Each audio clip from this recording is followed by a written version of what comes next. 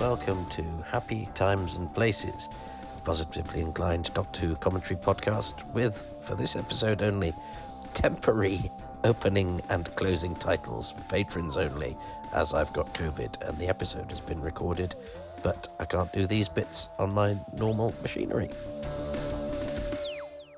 Hello, Toby Hadoke. My name's Chris Chapman, and I make documentaries for the Doctor Who range for the Blu-ray collections at the moment and the DVDs before that. I'm recording for you some things about a Doctor Who story called The Seeds of Doom.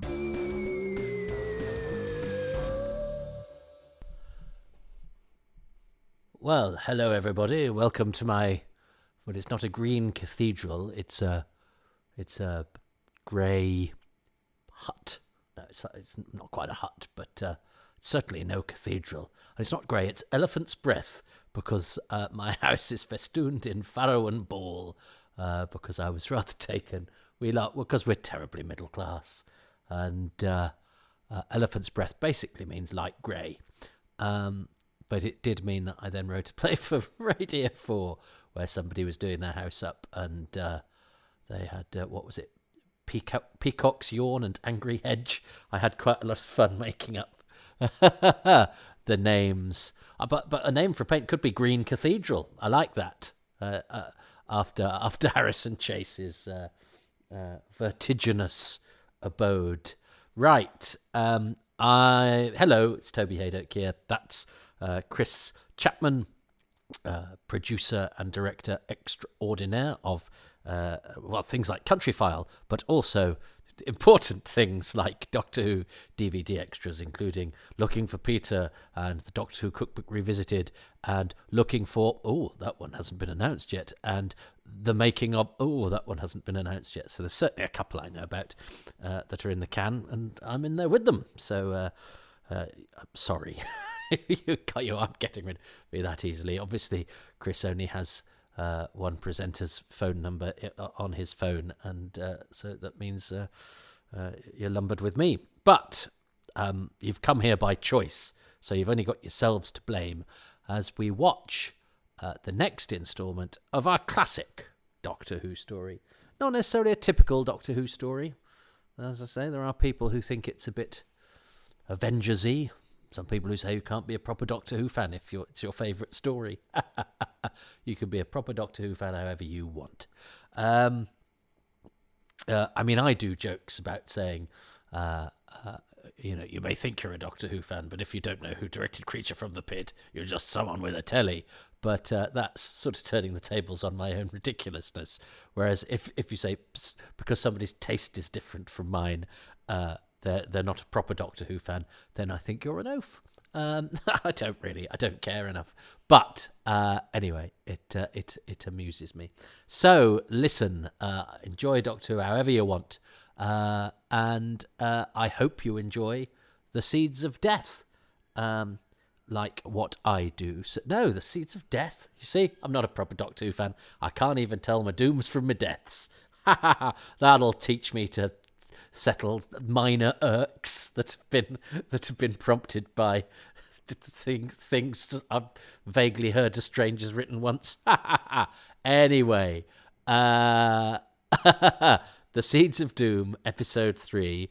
I am on BritBox, although I had to... but by the way, note to the makers of BritBox, if somebody largely watches Doctor Who, don't then make them really look for it next time they come onto BritBox.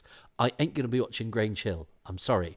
Although I do quite like the episode where the Castellan gets punched by Bullet Baxter. Anyway, no disrespect. I think Grange Hill is wonderful, but I come to BritBox for my Who fix, even though I've got them all on DVD and in some cases Blu-ray as well. Anyway, let us get on with the only thing that's holding us up is me. Why am I doing such a long prologue? I've no idea. It's The Seeds of Death. No, The Seeds of Doom. Oh, God.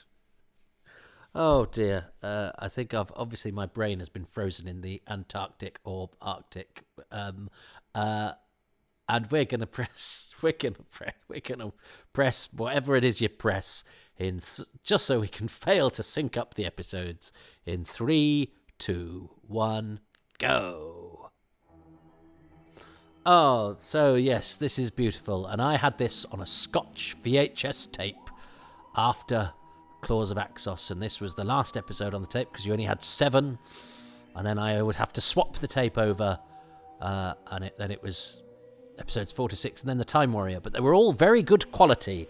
I think they'd all Seeds had come from Super Channel, but the Pertwees had come from ABC Australia. But they were very, very good quality. I was very lucky with these particular stories in my bootlegging days.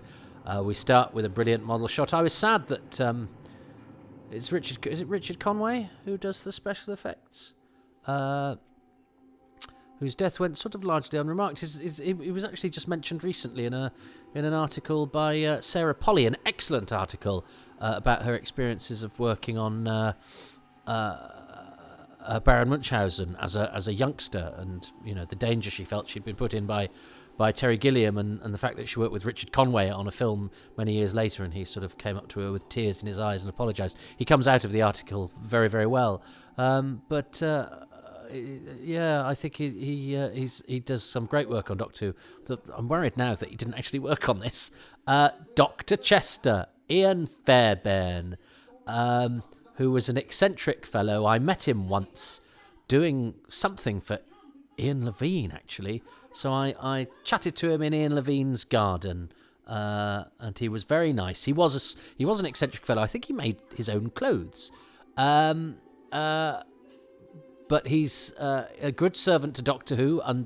You barely see him here, but he's Gregory in The Invasion, and he's Bromley in Inferno.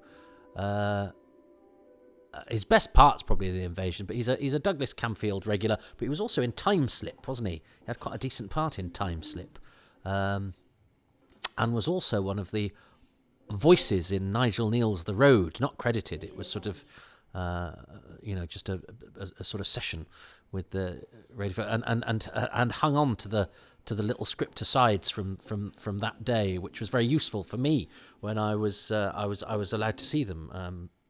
They were passed over to me when I was doing my radio version. I didn't really know Ian Fairbairn very well, but I know people who did, who said he was lovely. So here we are, and the story's motoring through. So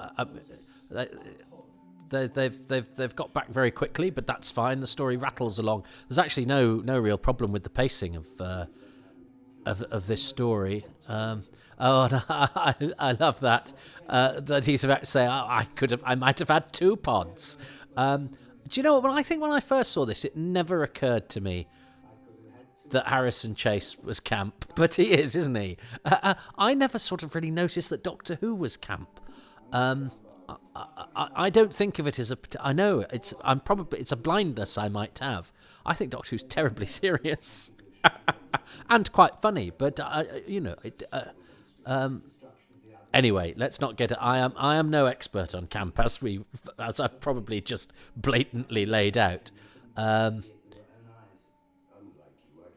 I love all of this stuff. Men shouting at each other. It's the sort of drama I was brought up on. Yes, and I like Chase's sort of riposte to Dunbar's conscience. Keep your stiff upper lip. And of course the Doctor and assistant are still alive. Excellent. And look at Camfield's excellent placing of his 4 actors there. And I remember from the book I didn't quite have an image of what Harrison Chase looked like, but we'll get to that. Tom Baker entering the scene with a chair on his head, and this sort of febrile, this sort of simmering fury that he's got. He's come back from the Antarctic. The Arctic, Antarctic. I'm going to commit to Antarctic. It's one of the snowy ones at the end of the world, at the bottom or top of the world. And look at the Baker simmering behind, which is great because it lets Sarah sort of take the lead for a moment while because not only is he furious that he's nearly been killed and that there's this seed pod being disseminated. he's now having to explain it to civil servants, and he's, you know, if the Doctor has no patience with alien invasion, he has even less patience with you know, British bureaucrats. Oh, money. But look, I mean, again, I always think of Tom Baker when I was a kid of being sort of funny, but he has this wonderful alien fierceness, which doesn't stop him from being likable. And it helps with the alienness. I mean, even your pension, and that's because he understands the world. It's not that he's, you know, unlike, I think, what Matt Smith does brilliantly, who really does seem like an alien because he doesn't know what wine gums are and things like that. I love all of that. But this, you know, this Doctor has lived amongst us, so he knows our sort of strengths and weaknesses and things like that, and our piffling little annoyances that he has to sweep aside in order to get to the important stuff, like people having pensions. And isn't that outside? That's outside. Was that outside BBC Television Centre? Is it the exterior of the World Ecology Bureau? Nice car, but of course you know you're going to be in trouble because the chauffeur is played by Chauncey, Alan Chance. I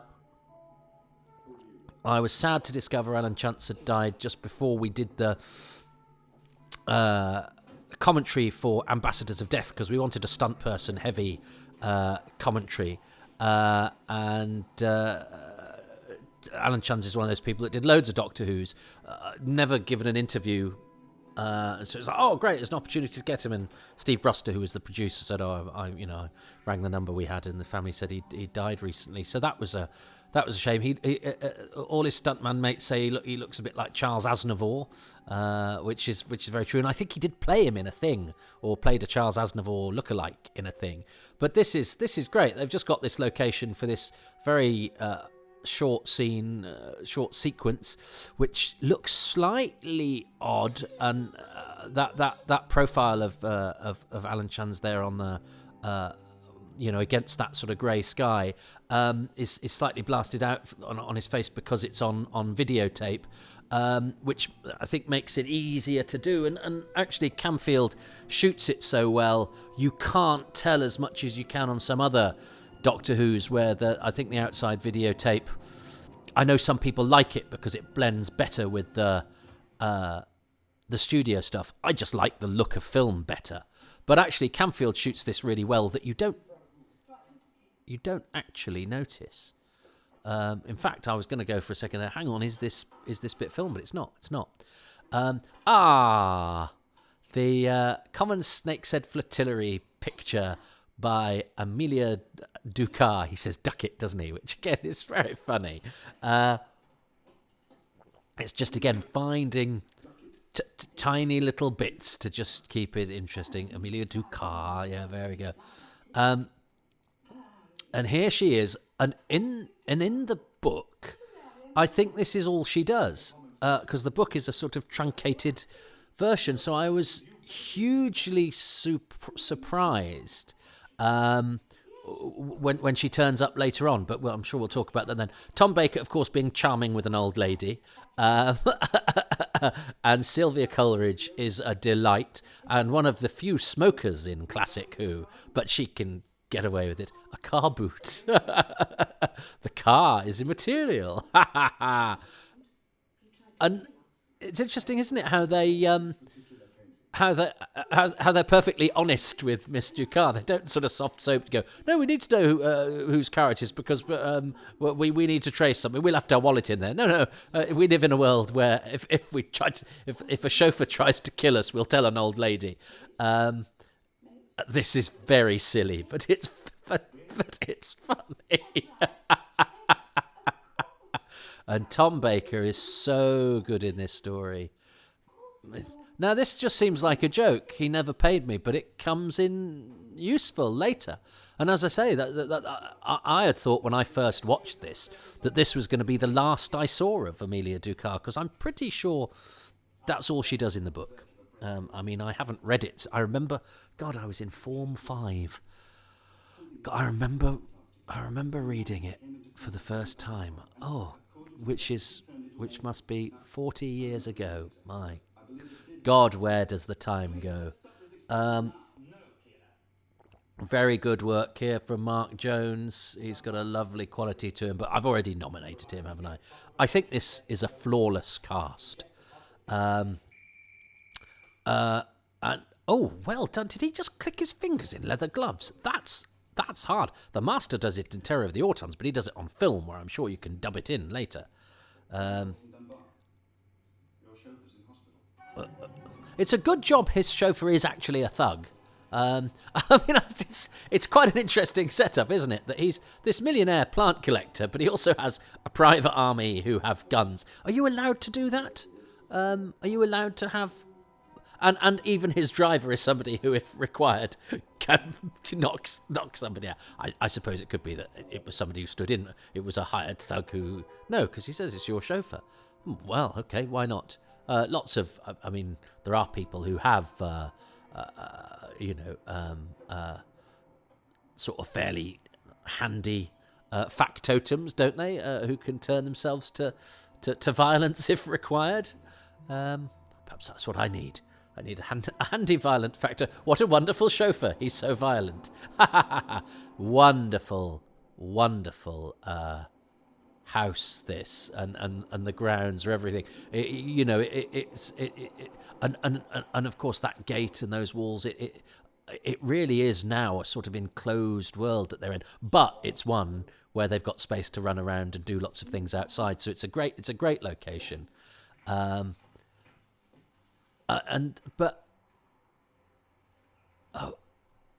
it's got all of this, plant life and everything outside, which is great. Well, of course it does. It's outside, idiot. What am I saying?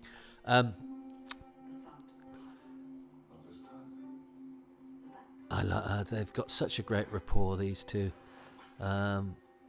Is this the bit where he squelches? Oh no, that's a bit later. One of these guards is Harry Fielder, H. Is this where we own the place?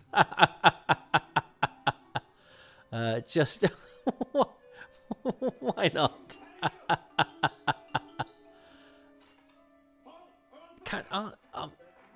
Just act natural. I mean, are you allowed to shoot people because they're in your garden?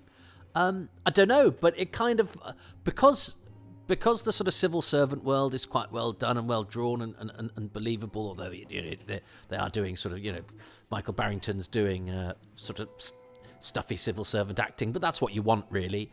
It's great, all of this stuff, especially because all these plants come alive later. It's an excellent location. It's a real boon to the story, actually. Oh yes, because I swear when I saw this, I heard his neck. I heard. Oh no, is it?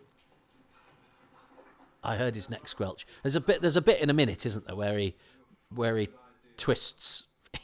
Okay, it's not now, but it is a bit later where he twists John Chalice's head and you hear his neck squelch. It's horrible.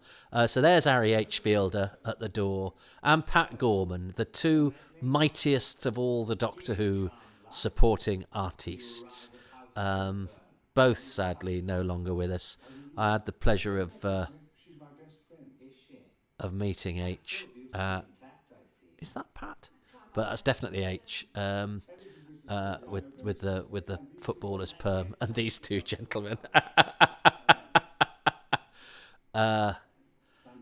That's great because he has that frivolous sort of I'm gonna puncture the danger of the situation, but once the gun is shoved in the back of his head, he's like, right, give me the pod. This is I mean business.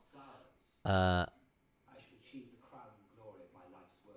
Chase is a really interesting villain. As I say, when I had the book, I couldn't quite. I think there's a description of him, maybe having big eyes, but I couldn't imagine what he looked like, and I didn't think I knew Tony Beckley, although I had seen the Italian Job, but I don't think I'd put two and two together. But he's a perfect piece of casting. will be my beautiful plants. And, it's a great idea for a Doctor Who villain. Oh, Baker's so good. It's a great idea for a Doctor Who villain, one for whom, it's a great one-line tagline, isn't it? The baddie thinks plants are more important than people or animals. Good way of getting rid of the chauffeur outfit there, Tom, by putting it on Harry Fielder's gun. Here we treat our green friends as patients. If they're puny, we build them up. If they're sick, we give them suck. And a flower. This is ridiculous. That's a good line. And this is all sort of important stuff. You like Scooby here. That's a great joke. He's engaged in important and isolated research on the pond. What else? Yeah, it's great. Because, you could probably lose some of this stuff, but it's all such good quality that you don't want to. And he's got a butler. Harrison Chase has got a butler. Of course he has. You love that. So this makes it very Doctor Who-y to me. That the villain is a, instead of your Yeti on your Lewin tooting Beck, it's a man in a house full of plants with an organ and a butler. That's a great shot of with John Chalice's leg and gun casually by his side. And they're all in on the fact that they're indulging their mad boss who's playing his organ or whatever this is, and it's played complete. Look, he's got that slightly sort of camp effrontery, hasn't he? But deadly seriousness. He's not giving it sort of wild-eyed, I'm the crazy plant guy. He's deadly serious. And the music's terrible. It's wonderful, and he has a sort of slightly testy dignity that he has about him. No, he's glorious, and his ties deserve a special mention as well.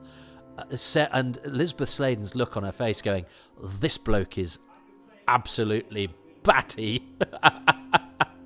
He's as mad as a box of petunias. And Hargreaves has heard it all before. Seymour Green playing Hargreaves. Do you think he was cast because he's got the right name? Why are you shouting? I love that. It's so funny. But it's believable. It's not. None of it's a send up.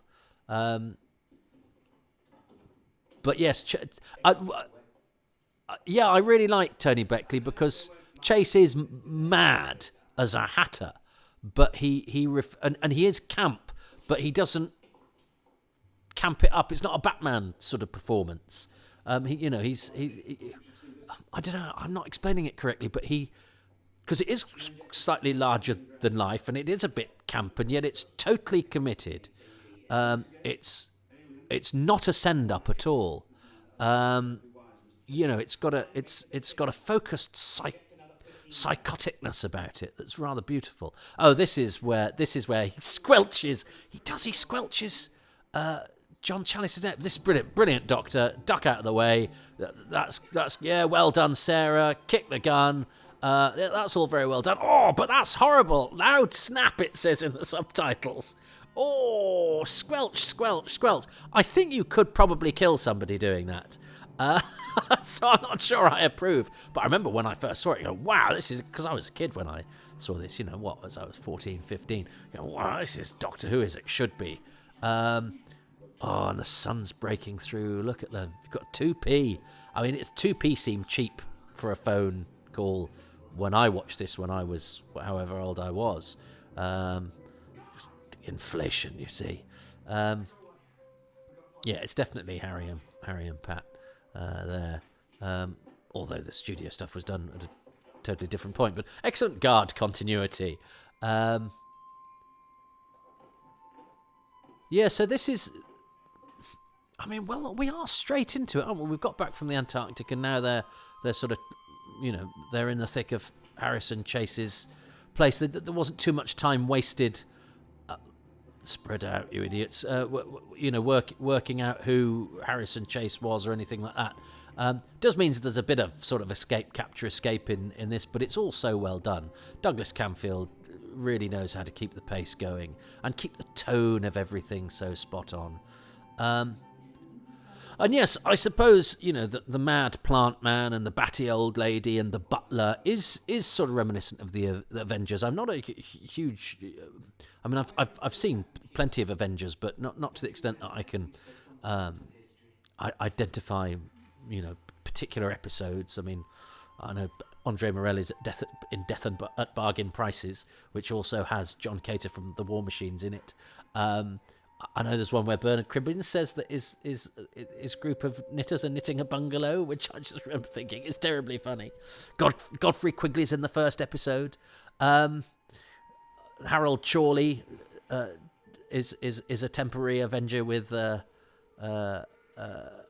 Patrick Minnie after Ian Hendry's left. Anyway, if you know more than me about the Avengers, you're now going, oh, come on, this is Avengers 101. And if you know less, you're going, why are you talking about the Avengers?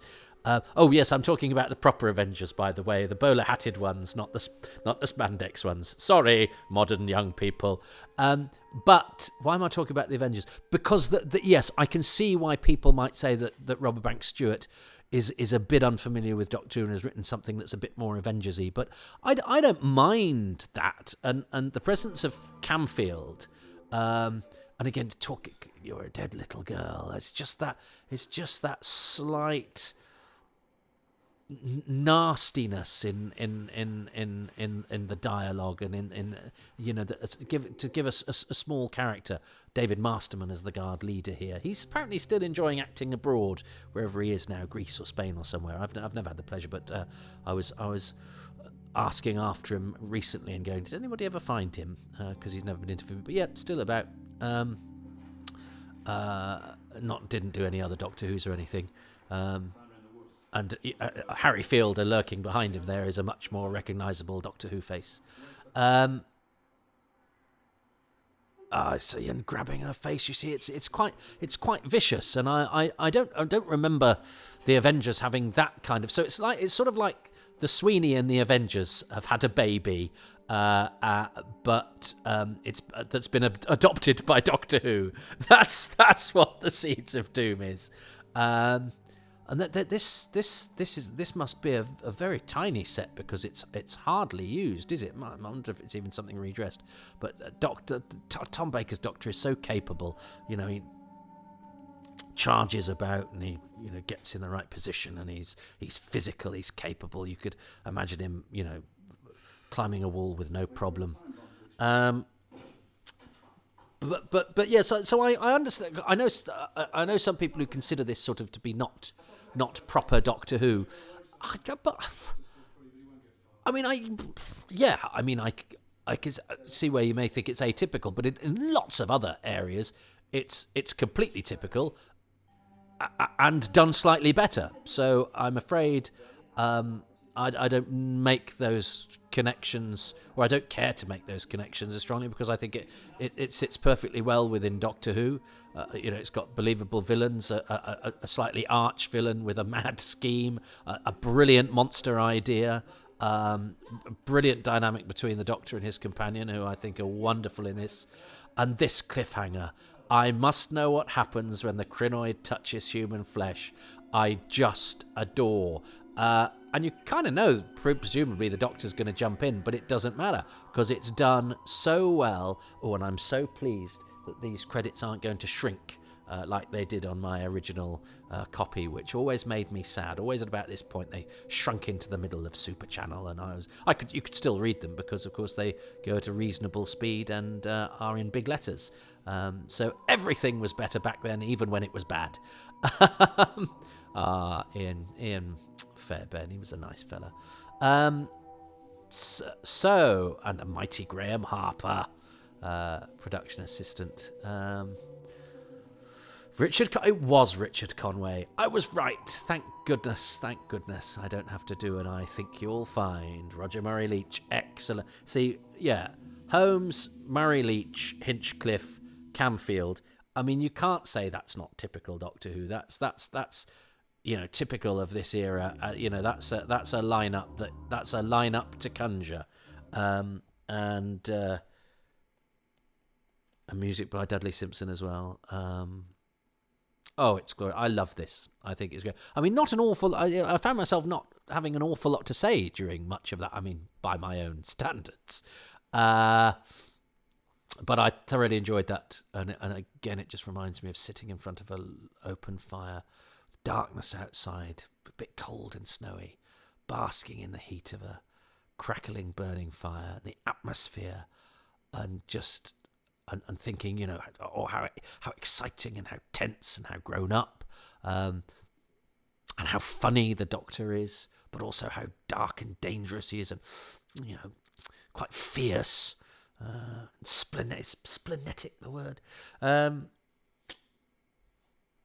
I think my favourite bit of that, I mean, Tony Beckley is glorious.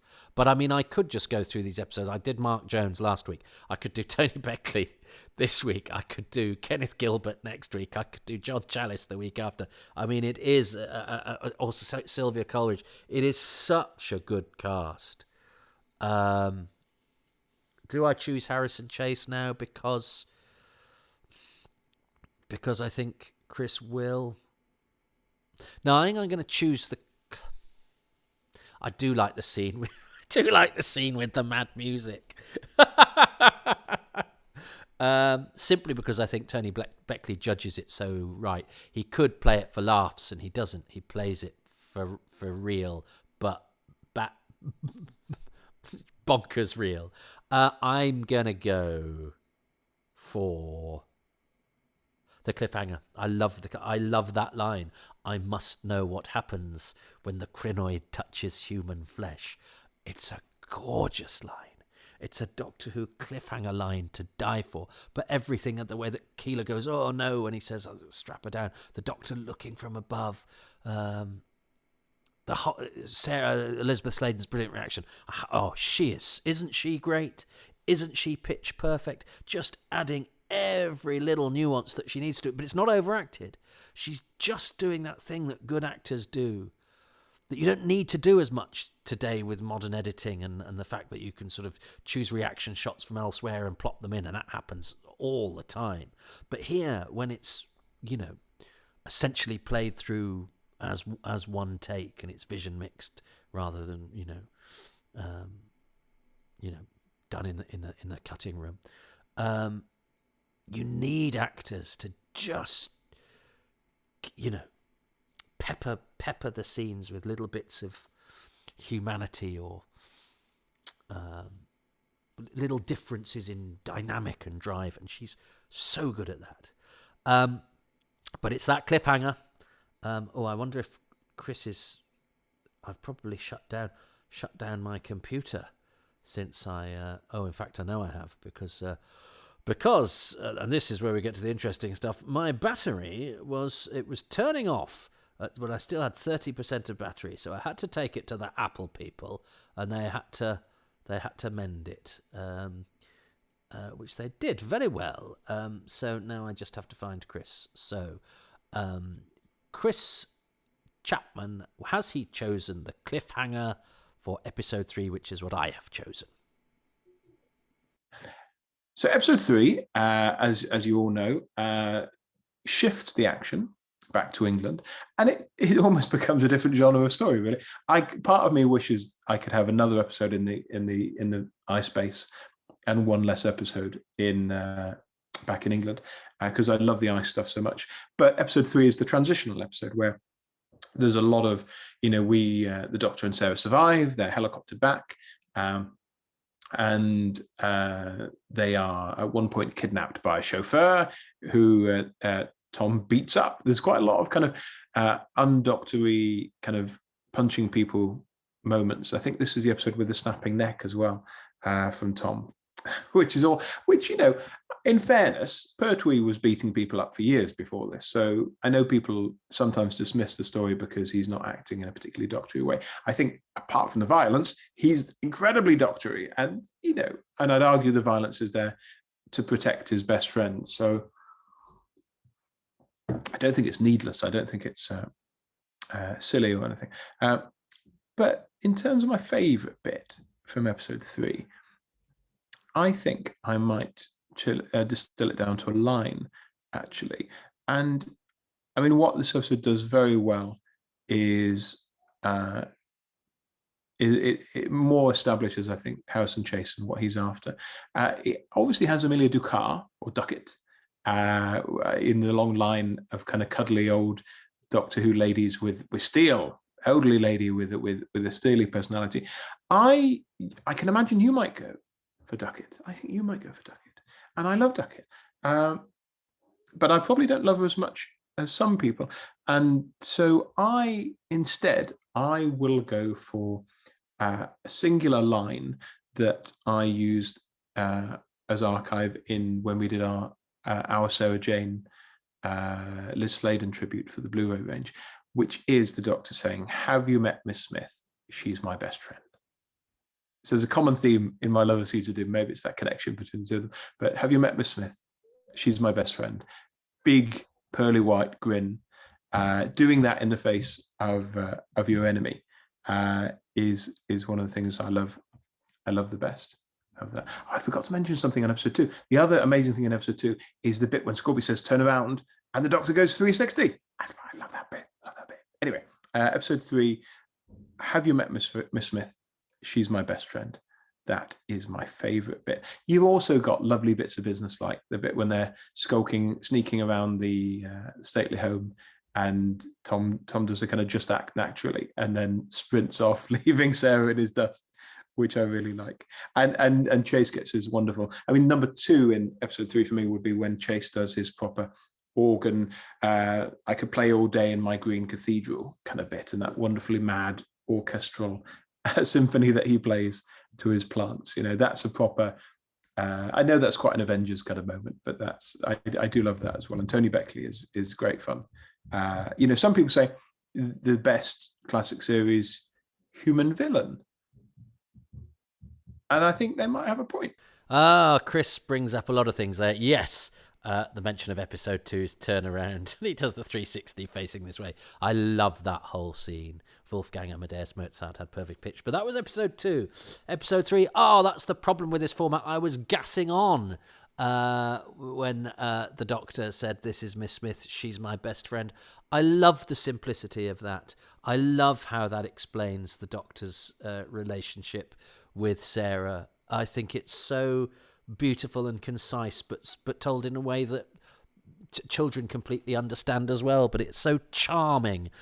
Again, amidst all this violence and madness and very straight and at times, quite grown up stuff. Chris mentions the point of the Doctor's violence, which is, I guess it's a matter of taste, isn't it? Because this story is to my taste, I quite like the muscular Doctor in it. I think what Pertwee does is truer to Doctor Who in that he has, it's space violence, it's Venusian Aikido, so it means, he does stuff that doesn't look like a punch in the face or an elbow in the nuts or whatever. And it's slightly silly and rather charming, and Pertwee takes it so terribly seriously, and you sort of know that he probably did in real life, and you kind of love all of that.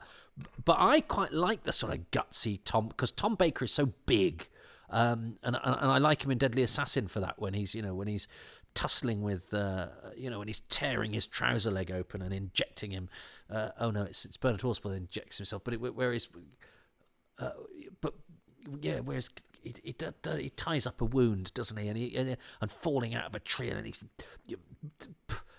making a blowpipe out of a reed, and he's spitting, and he's gutsy, and he's in the sawdust, and he's and he's just quite phlegmatic about it.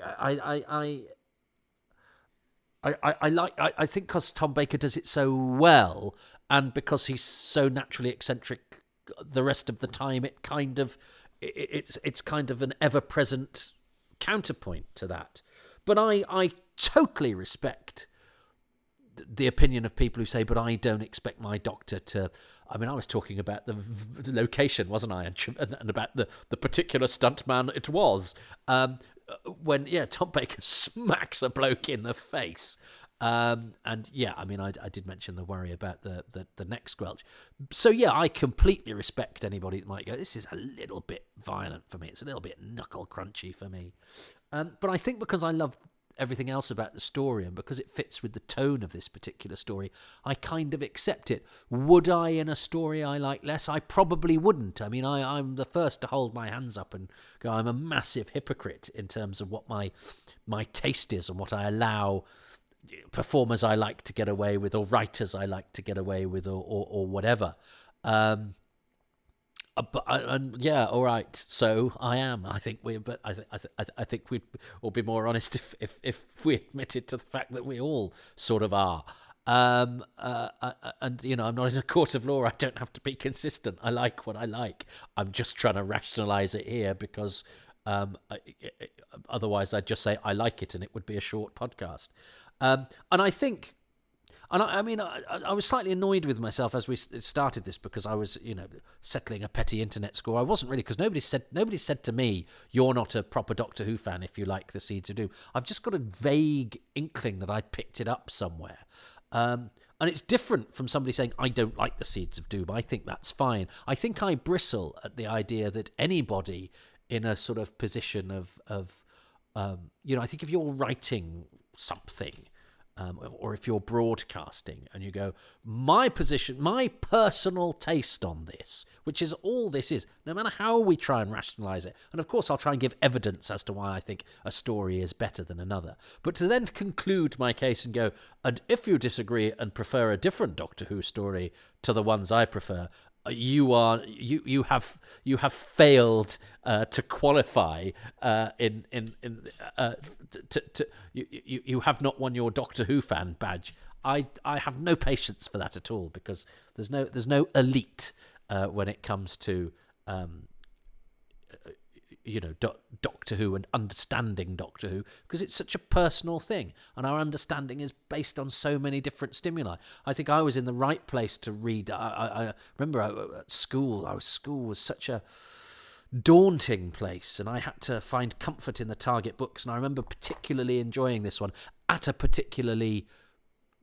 time of particular change when I was in Form 5. That was a bit of a shift because I can't remember the details now, but I shouldn't have quite been there. I was too young for that class, but they couldn't. Something had happened, whereas I had to be there and I shouldn't have been. So that was my comfort there. And then that Open Fire and the particularly good quality ones and the Scotch tapes, and I put Letraset on. I didn't write on the labels. I Letrasetted the labels, and I did a really good job. So I was really pleased with them. And although I was annoyed that I'd got Seeds of Doom in the middle of two Pertwees because it was supposed to be Frontier in Space, so I'd got the sort of span of the Pertwee era, but it didn't matter because they were all good quality, and I liked those tapes and I liked how I'd done them.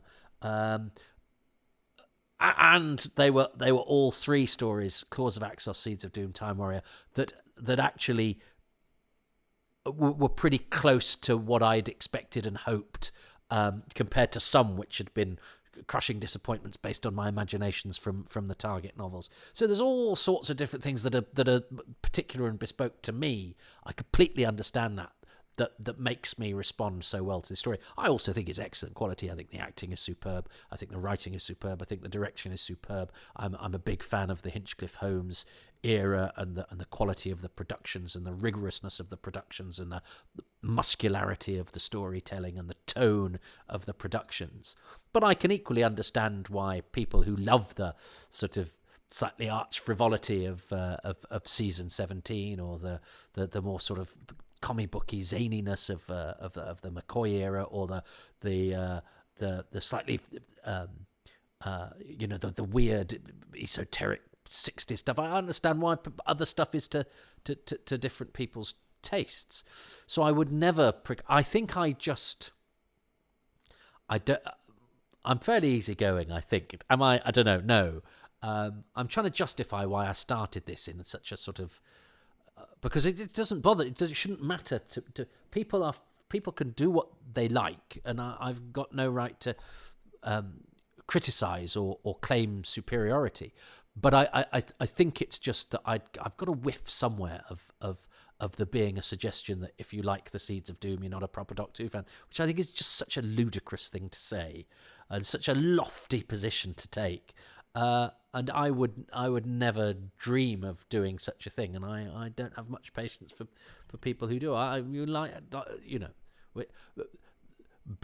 Being a proper Doctor Who fan is not something I aspire to be. Do you know what I mean? I don't see any hierarchy within the world of Doctor Who fandom, because we are all fans of a program. We are subservient to a thing, and people can enjoy it however they like. I've chosen to enjoy it by getting down and dirty with biographies of the personnel involved, because I'm interested in that. Other people make cosplay to the using exactly the same thread or exactly the same materials to make as near as damn it perfect costumes. Some people make costumes that aren't as near as damn it, but are just ones that are their takes on a particular thing as well. Some people write their own stories. So some people have gone into science because of some vague prompt from the science of Doctor Who. We all express our joy of Doctor Who in different ways, and the only way I don't have much patience with is when people use it to sort of belittle the way that other people enjoy it, or to assume that their fandom is somehow better or greater than other people's, because that immediately just takes the joy out of it. Which is why I think, instead of just sitting here and enjoying an episode of Doctor Who, I've had that needling away at me, which is a fault of mine, because it shouldn't matter. Don't worry about what other people think. Enjoy what you enjoy. I'm going to enjoy I enjoy, and that's what this podcast is about, is going into each story with the intent and the mood to enjoy it. But also, I know there's equally fun to be had watching Doctor Who and going, "Oh, I hate this bit," and there's nothing, and that's fine too.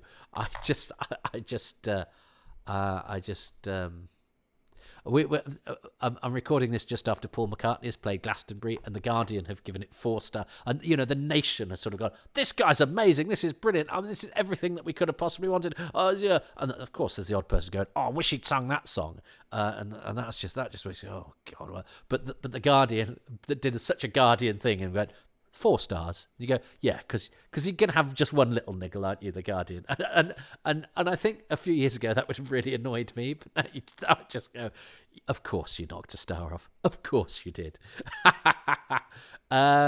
And I think the thing to do is to try to be amused by things that annoy you rather than be annoyed by them, because it's much more fun being amused than it is being annoyed. But I'm saying that to myself because I obviously get annoyed and niggled by things, which is why I let them niggle me and then fixate upon them for now 49 minutes instead of just watching an episode of Doctor Who.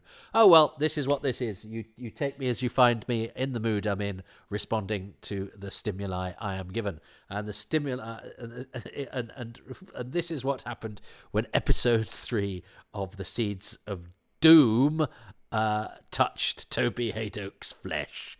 I will speak to you next time when hopefully I haven't got another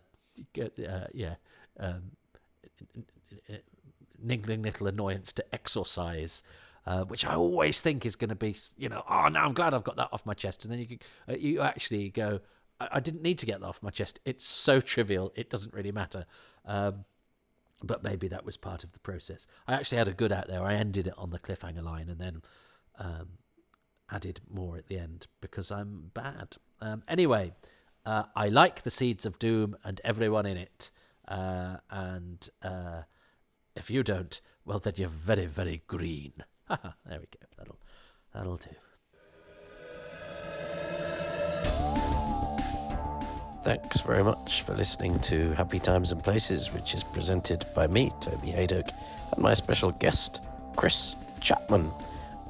This is a hastily convened, I think they call it a slash print, closing titles, due to me being in bed with COVID and doing this on my iPhone. But nonetheless, thanks to patrons who include Ruben Herfindahl, Stephen Moffat, Peter Burns, Chris Phone, Peter Harness, Ronald Hayden, Rob Leonard, Christopher Meredith, Richard Straw, Neil Tate, Nick Tedston, Andrew Wilson, Andrew Willis, Michael Williams, Rich Wiggins, Adam Westwood, Gary Wales, Apollo C. Vermouth, Olivia Hayden, C.M., Andrew Larson, Jeff Edwards, Steve Cunniff, Jace Mayo, Chris Williams and Aaron Gullias. The music is by Dave Gates and the artwork by Dylan Patterson.